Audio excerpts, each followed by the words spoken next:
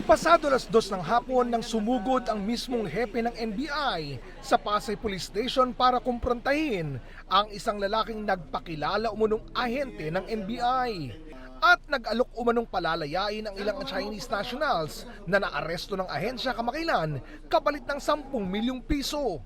Love scam, ganyan. Alright, edi, ayan na, hinuli. 40 Chinese ang nahuli. Dinala sa opisina and then they were subjected to inquest.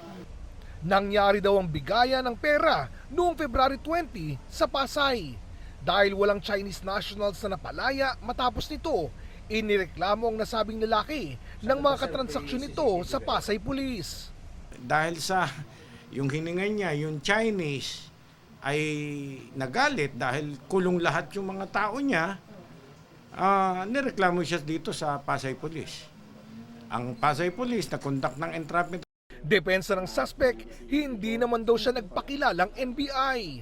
Freelance facilitator po ako. Mga nagpapalakad po nung sa mga yun nga po, yung sa clearance po sa NBI, tapos sa mga So may kontak ka sa NBI. Mga kaibigan din po na May kontak ka sa passport, sa kuhanan ng passport. Opo, para lang po May kontak ka rin mapabilis. sa...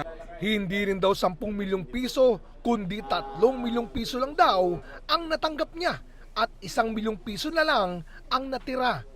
Asan na yung 3 milyon? Yun lang po yung natira. Nasaan na napunta? Sa laro lang po, sir, sa casino.